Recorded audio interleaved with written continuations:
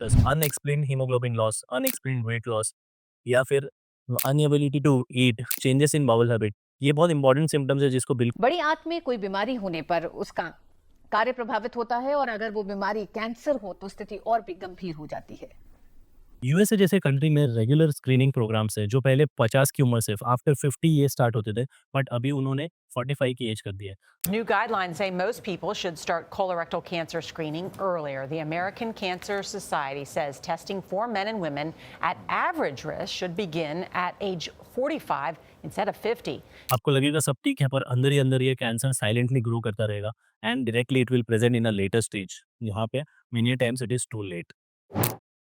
Hello friends, मैं हूँ doctor Azhar, आपका minimal access and colorectal surgeon. आप एक बात इमेजिन करो, एक ऐसी बीमारी जो शुरुआत में कोई दर्द नहीं देती, कोई सिम्टम्स नहीं देती, और जब तक किसी पेशेंट को पता चल जाता है ये ऑलरेडी स्टेज 4 में पहुंच चुकी होती है।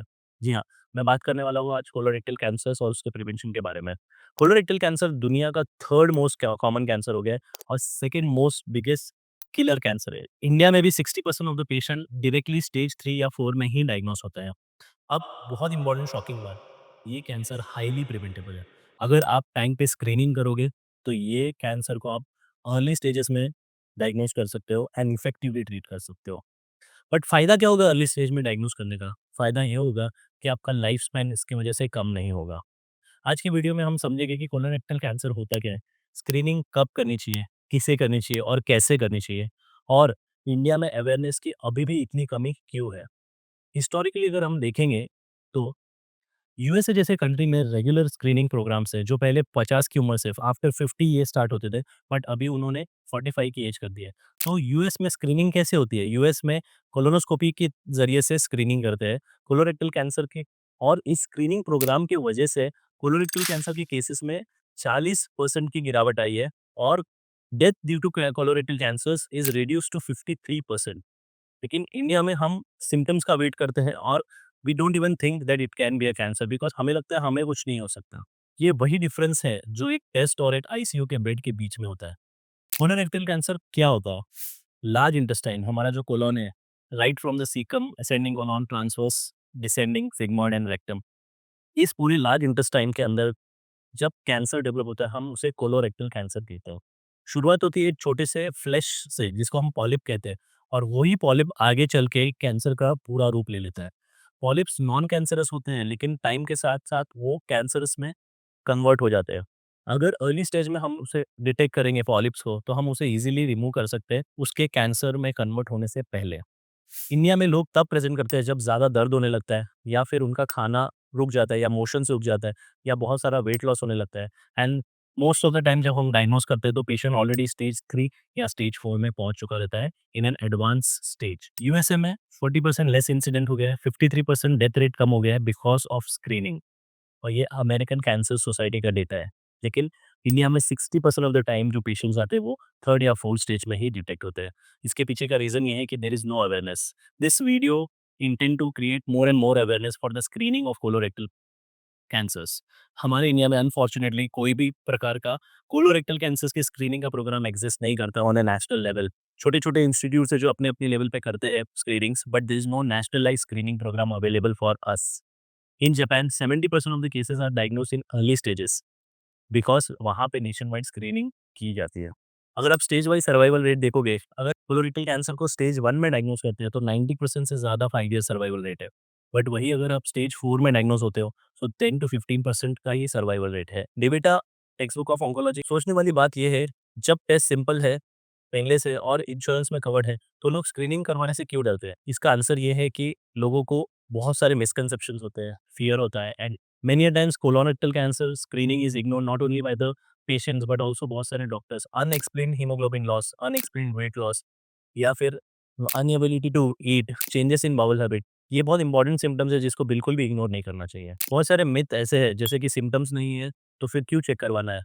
क्यों? क्योंकि अर्ली कैंसर अगर डिटेक्ट होता है तो वो ईज़िली ट्रीटेबल है। कोलोनोस्कोपी बहुत ही पेनफुल प्रोसीजर है। सच बात ये है कि कोलोनोस्कोपी बहुत ही सेफ प्रोसीजर है with less than 1% of complication rate, और कोलोनोस्कोपी सेडेशन नहीं होती, मतलब पेशेंट को हम लोग मेडिकेशंस देके उसे सेडेट कर देते हैं ताकि पेशेंट को कोई पेनफुल एक्सपीरियंस ना हो। Most of the patient gives good outcomes after colonoscopy. सिर्फ बूढ़े लोगों में ही कैंसर होता है। आपने मेरा वीडियो देखा रहेगा जिसके अंदर मैंने बताया कि यंग एडल्ट्स के अंदर incidence of colon and rectal cancers is increasing not only on the world but in India as well. इसीलिए स्क्रीनिंग करना बहुत ज़रूरी है और स्क्रीनिंग एज अभी बहुत सारे कंट्रीज़ ने जैसे कि यूएस और इवन यूके भी ये कोशिश कर रहा है कि उसकी एज को 45 तक लेके आ जाए। अगर हम वेरियस गाइडलाइंस को देखें जैसे कि American society of colorectal surgeons NCCN and ESCP guidelines, तो वो बताते हैं कि colonoscopy is the test of choice for screening. Full colon check हो जाता है, पॉलिप्स डिटेक्ट होते हैं और रिमूव भी हो जाता है एट द सेम टाइम, और कोई सस्पिशियस लीजन दिखता है उसका बायोप्सी भी कर सकते हैं। और अगर एक बार कोलोनोस्कोपी नॉर्मल आ गई तो हर 10 साल में ये टेस्ट रिपीट होता है। सेकंड टेस्ट ये है फिट टेस्ट जिसको हम बोलते हैं एफआईटी फीकल इम्यूनोलॉजिकल टेस्टिंग। सो ये एक स्पेसिफिक इम्यून रिएक्शन से हिडन ब्लड या फिर स्मॉल क्वांटिटी ऑफ ब्लड आपके स्टूल में प्रेजेंट रहेगा, ये उसको डिटेक्ट कर सकता है। सिमिलरली और एक टेस्ट है फिट डीएनए, जो डीएनए प्लस ब्लड मार्कर्स को आपके स्टूल में डिटेक्ट करता है। एवरी ईयरली आप सिटी कोलोनोग्राफी करवा सकते हो। इसके लिए सिटी कोलोनोस्कोपी उन पेशेंट्स के लिए जो बिल्कुल भी कोलोनोस्कोपी नहीं करवा सकते। City colonoscopy is like a virtual colonoscopy which will give a good amount of data on the presence of polyp और कैंसर इन योर कोलोन। अगर सिटी कोलोनोस्कोपी कोई करवाता है नॉर्मल है तो वो एवरी 5 ईयर रिपीट कर सकते हैं। अगर आपका फिट टेस्ट पॉजिटिव आता है तो कोलोनोस्कोपी करना मस्ट बन जाती है। Rich countries like USA, Japan, UK वहाँ पे स्क्रीनिंग को पब्लिक हेल्थ प्रायोरिटी बनाया है। वहाँ पे अवेयरनेस है, एक्सेसिबिलिटी है and that is the reason why higher survival rates है। बट इंडिया में प्रॉब्लम क्या है कि there is very less awareness. Doctors prescribe only if there are symptoms. There is no standardised nationalised screening programme which is available. अगर हमें cancer को curable बनाना है तो हमें प्रिवेंशन को एक रूटीन बनाना पड़ेगा। What is the moral of the story? Colorectal cancer एक साइलेंट किलर है।